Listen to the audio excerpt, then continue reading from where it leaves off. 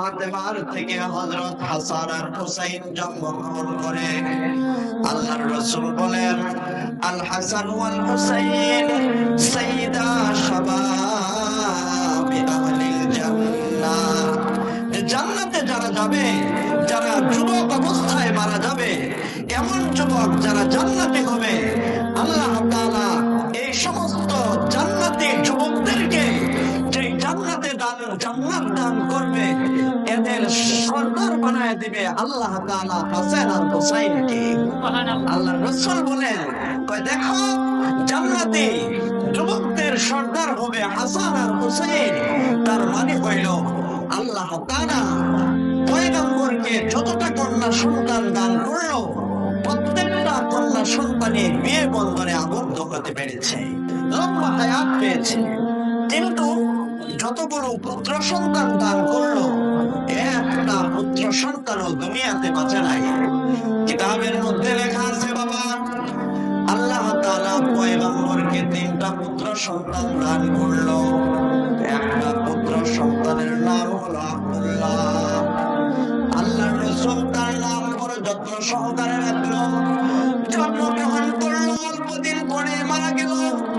পুত্র সন্তান মারা গেলে পরে বাবার আগে মার আগে মা বাবার দিল পরে খান খান হয়ে যায়। আবার আরেকটা সন্তান জন্ম দিল, সেই সন্তানটার নাম হলো ইব্রাহিম। আল্লাহর রাসূল ওই যে বাবা ইব্রাহিমের সাথে নাম মিলাইয়া এই সন্তানটার নামকরণ করলো ইব্রাহিম। বড় হইল, আস্তে আস্তে যখন ধীরে ধীরে বড় হইতে লাগলো, এই সন্তানটাও পয়গম্বর থেকে আল্লাহ তাআলা উঠায় নেয়, আরেকটা সন্তান জন্ম দেয়। নাম রাখলো আল্লাহর রাসূল তার কাসেম।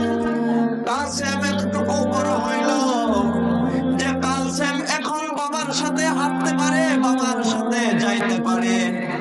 আল্লাহর রাসূল মনে করলো আল্লাহ তাআলা এই সন্তানটা আমার দুনিয়াতে রাখবে।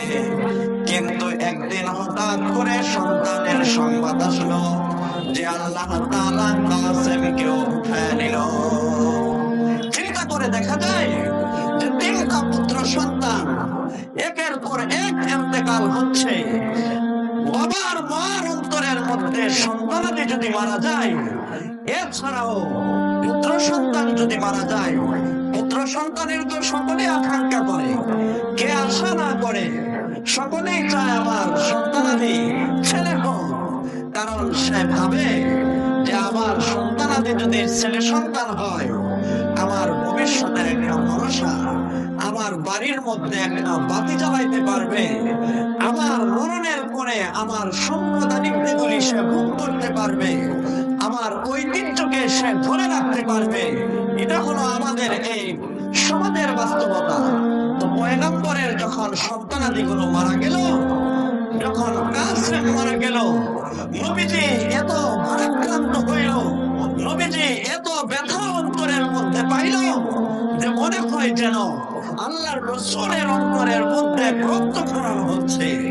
এদিক দিয়া সন্তান মারা গেল, রক্তক্ষরণ হচ্ছে, আরেক দিক দিয়া আল্লাহর রাসূলের যত দুশমন ছিল, আবু জেহেল, শাইবা, উতবা, আবু লাহাব, মক্কার চতুর্দিকে আল্লাহর রাসূলের দুশমনে ভরপুর ছিল।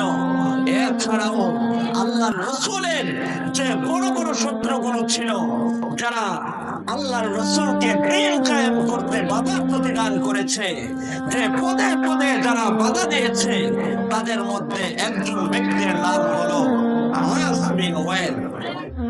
আস বিন ওয়াইল সে আল্লাহর রাসূলের বড় এক দুশমন ছিল, আল্লাহর রাসূলকে পদে পদে বাধাগ্রস্ত করেছে, দ্বীন কায়েম করতে দেয় নাই।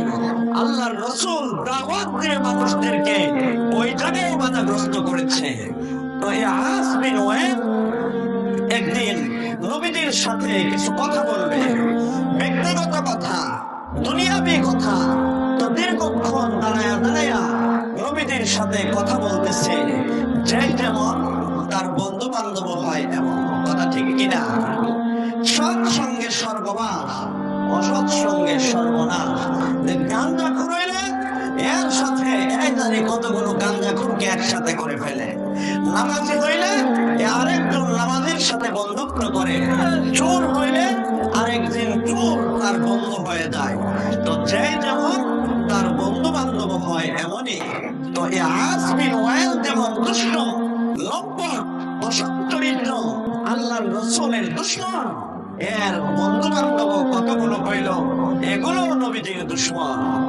পয়গম্বরের সাথে কথা বলতেছে আর দুষ্ট লম্পট গুলো দূরে থাইকা তাকায়া তাকায়া দেখতেছে, চিন্তা করতেছে। একজন আর একজনকে বলে, কিরে আমাদের নেতা আস বিন ওয়াইল ওই যে মুহাম্মাদের সাথে দাঁড়ায় দাঁড়ায় কি বলে, কিরে আস বিন ওয়াইল কি বাপ দাদার ধর্ম ভুলে গিয়া মুহাম্মাদের ধর্ম গ্রহণ করলো কিনা। পয়গম্বরের সাথে যখন দীর্ঘক্ষণ দাঁড়ায় দাঁড়ায় কথা বলল, এমন এক মুহূর্তে তার কথাবার্তা শেষ হয়ে যায়। শেষ হয়ে যাওয়ার পরে বন্ধু বান্ধবদের কাছে আসে আর বলে, কিরে আস বিন ওয়াইল তুই না আমাদের বন্ধু, কি মুহাম্মাদের সাথে দাঁড়ায় দাঁড়ায় কি কথা বললি, কি মুহাম্মাদের ধর্ম গ্রহণ করে ফেললি কিনা। আস বিন ওয়াইল এমন একটা উত্তর দিল, যে উত্তরের কারণে আল্লাহ পাকের আরশ থরথর করে কাঁপতে লাগলো। পয়গম্বরের অন্তরটা ভেঙে চৌচির হয়ে গেল। কি উত্তরটা দিল, আরে মুহাম্মাদের ধর্ম আমি গ্রহণ করব নাকি? ওই যে দেখো না, দুনিয়ার মধ্যে মুহাম্মদ যতদিন থাকবে ততদিন তার ধর্ম থাকবে। মুহাম্মদ যেই দিন দুনিয়ার থেকে চলে যাবে ওই দিন তার ধর্ম দুনিয়ার থেকে চলে যাবে। মানুষ জিজ্ঞেস করলো কিভাবে? ওই দেখো না, মানুষের পুত্র সন্তান থাকলে তার পরবর্তী কাজগুলো চালায় নেয়। মানুষের ব্যবসা থাকলে, পুত্র সন্তান থাকলে তার ব্যবসা চালায় নেয়। মানুষের প্রতিষ্ঠান থাকলে, তার পুত্র সন্তান থাকলে তার প্রতিষ্ঠান চালায় নেয়। মানুষের ক্ষেত খামার থাকলে, তার পুত্র সন্তান থাকলে ক্ষেত খামার গুলো করে নেয়। ওই যে মুহাম্মদের সন্তান একটা হইল, সেও মারা গেল। আব্দুল্লাহ জন্মগ্রহণ করলো, সেও মারা গেল। ইব্রাহিম জন্মগ্রহণ করলো, সেও মারা গেল। শেষ মুহূর্তে কাসেম জন্মগ্রহণ করলো, সেও মারা গেল। মুহাম্মদ শেষ, দুনিয়ার থেকে তার ধর্ম শেষ। তোরা এইটা মুহাম্মদের আলোচনা করো, বাজারে গিয়া মুহাম্মদের আলোচনা, রাস্তায় মুহাম্মদের আলোচনা, দাওয়াতে গিয়া মুহাম্মদের আলোচনা, সমাজে মিটিং বসল ওই জায়গার মধ্যে মুহাম্মদের আলোচনা, ওয়াক্তে মুহাম্মদের আলোচনা দরকার নাই। যতদিন মুহাম্মদ থাকবে ততদিন তার ধর্ম থাকবে। মুহাম্মদ চলে যাবে, তার ধর্ম চলে যাবে। আল্লাহর রাসূল যখন এই কথাটা শুনলেন, আল্লাহর রাসূল এতই ব্যথা পাইলেন আর এতই ভারাক্রান্ত হইলেন, পয়গম্বর আল্লাহকে বলল, আল্লাহ ও মাওলা, তুমি আমাকে সত্য নবী বানায়া পাঠাইলা। আমি তো নবী ছিলাম না। হেরা গুহার মধ্যে তুমি আমাকে নবুয়ত করে সালাত দান করলা। ও মাওলা, তুমি আমাকে বললা, যাও মুহাম্মদ কাফেরদের মধ্যে দাওয়াতে ইসলাম নিয়ে যাও। মানুষের রক্ত চক্ষুকে আমি ভয় করি নাই। আমি আমার সন্তানাদের ব্যাপারেও কোনো এতটা আমি খেয়াল রাখতে পারি না। দাওয়াতের কাজ করতে গিয়া আমি আমার যে পরিবারগুলো আছে দুনিয়ার কোনো চিন্তা আমি করি না রে মাওলা। সত্যি তুমি আমাকে নবুয়ত করে সালাতের দায়িত্ব দিলাম। মালিক রে, সারাদিন তোমার বান্দাদের মধ্যে দাওয়াতে ইসলাম নেওয়া যায়, আর মানুষগুলো তো আমার ইসলামকে গ্রহণ করতে চায় না। কেউ গ্রহণ করে, কেউ বা ফেরত দেয়, কেউ বা আমাকে আঘাত করে। আমি তো কখনো কখনো আঘাতের কারণে আর সহ্য করতে পারি না। ও মাওলা, এত কষ্ট করে আমি তোমার দিন কায়েম করলাম।